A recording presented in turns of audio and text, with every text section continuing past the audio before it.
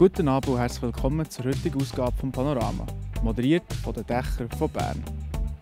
In der heutigen Sendung geht es darum, ob die Schweiz den Onlinehandel verschlafen hat und ein vergessenes Talent. Auf der Plattform J habt ihr in letzter Zeit immer mehr Berichte über das sogenannte Lädeli-Sterben lesen. Doch an was liegt es genau? Ein grosser Grund dafür ist sicher der boomende Onlinehandel. Doch hat der die Schweiz auch verschlafen? Das hat der Ben Abeckle, bei Direktorin vom Schweizer Detailhandelsverband, Dagmar Jenny, gefragt.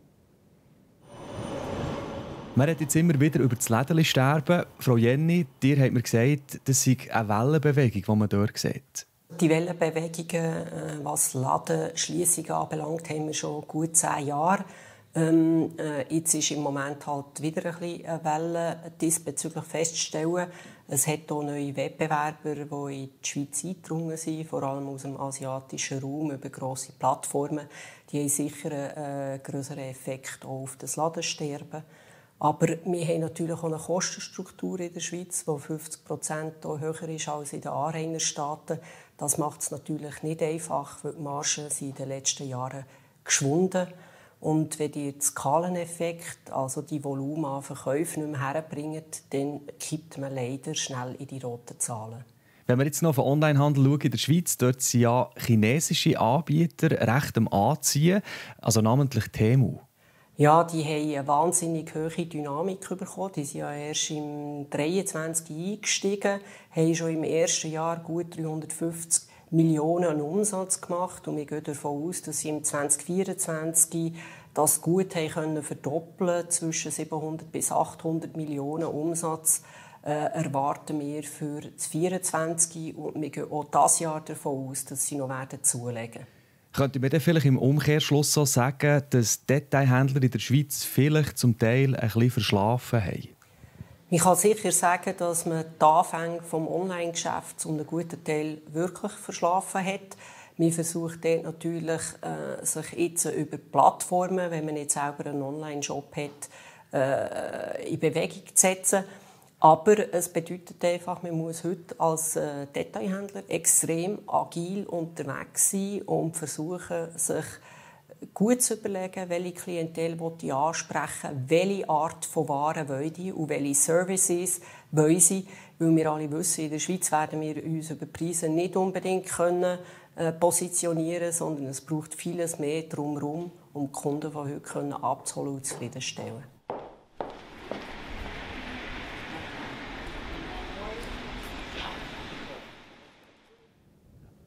Der Roger Ken und Kerstin Milde denken und handeln nicht der gesellschaftlichen Form entsprechend. Sie haben durch das die Firma Nexopreneur gegründet. Mit der wollen sie Arbeitgeberinnen und Arbeitgeber dazu ermutigen, auch autistische und sogenannte neurodivergente Personen zu unterstützen und ihnen zu helfen, einen Platz in der Arbeitswelt zu finden. Der Max Saladin hat mit ihnen beiden ein Interview führen. Es war sehr interessant, als wir uns kennengelernt haben. Über einen Schweizer und einen Deutschen kommen in Österreich endgültig zusammen. Das ist eigentlich eine relativ interessante Konstellation. Aber das passt eigentlich auch zu unserer anderen Art, weil wir anders sind. Also wir führen auch, wenn ich so umschaue, wir führen auch eine andere Beziehung. Also wir haben eine Beziehung, wie ich es eigentlich noch nie so erlebt habe oder auch gesehen habe.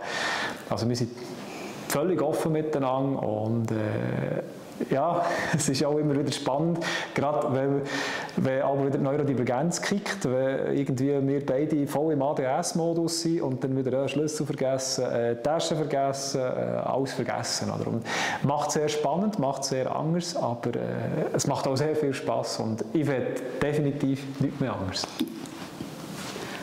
Ja, wir haben uns, wie gesagt, unsere Kennenlernphase war etwas länger, weil wir beide nicht kapiert haben, dass wir uns mögen und so weiter. Andere Freunde haben dann gesagt, ja, endlich habt ihr es auch gemerkt. Und als wir dann zusammen waren, haben wir halt gemerkt, das ist was ganz anderes zwischen uns, weil wir über alles reden.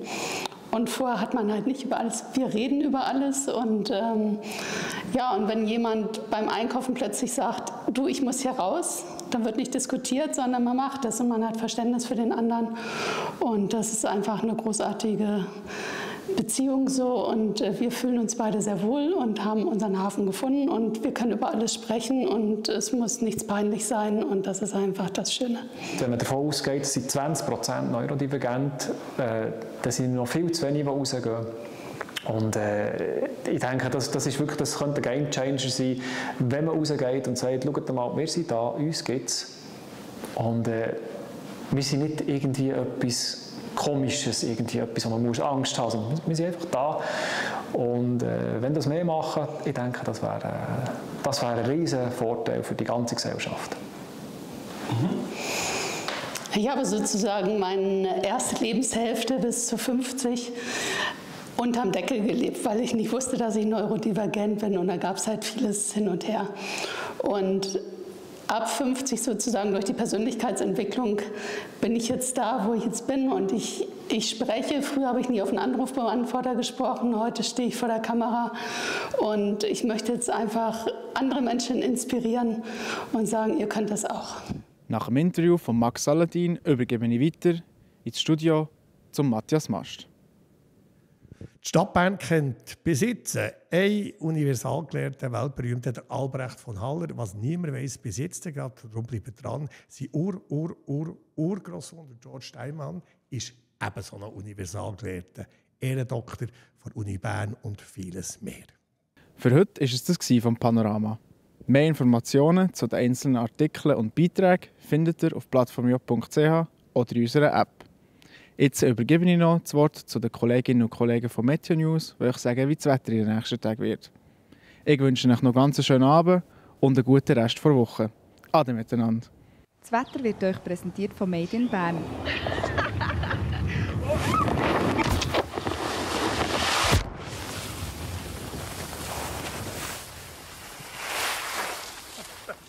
Bärenstarke Winterferien. Made in Bern.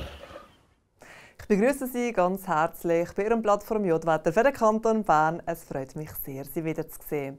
Ja, heute hat uns hinter einer Kaltfront gegenüber den letzten Tagen deutlich kühlere Luft erreicht, die sich am Alpen-Nordhang ein bisschen gestaut hat. Im Tagesverlauf ist in uns Westen trockenere Luft eingeflossen. Morgen beschäftigt uns eine schwache Störung und ab am Freitag sind wir weitgehend Hochdruck bestimmt. Es gibt meist einen bewölkten Vormittag mit ein paar Regengüssen. Flocken tut es aber rund 600 bis 800 Meter. Morgentemperaturen liegen nur knapp über dem Gefrierpunkt, also warm anlegen. Am Nachmittag gibt es einen Übergang zu rechtem sonnigen Wetter. Es sollte höchstens nur ganz vereinzelt Regengüsse geben. Im Oberland da brauchen wir ein bisschen mehr Geduld. Hier bleibt es länger bewölkt mit Regengüssen und Flocken ab rund 800 bis 900 Meter. Mit einem schwachen Südwestwind lenkt es in Bern für 7 Grad. Ja, und wenn wir uns die Aussichten anschauen, so sehen die gut aus, nicht nur für die Fasnächtler unter uns. Am Freitag teilt sich die Sonne und der Himmel mit ein paar Wolken.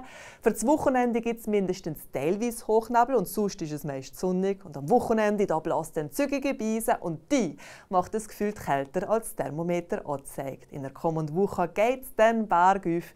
Die Beise ist nur noch schwach, es wird zunehmend frühlingshaft. Das Wetter über die Fasnachtstage sieht gut aus. Es sind grundsätzlich hochdruckbestimmte Verhältnisse angesagt. Am schlechtesten darf das Wetter morgen am schmutzigen Donnerstag sein. Das war schon wieder von meiner Seite.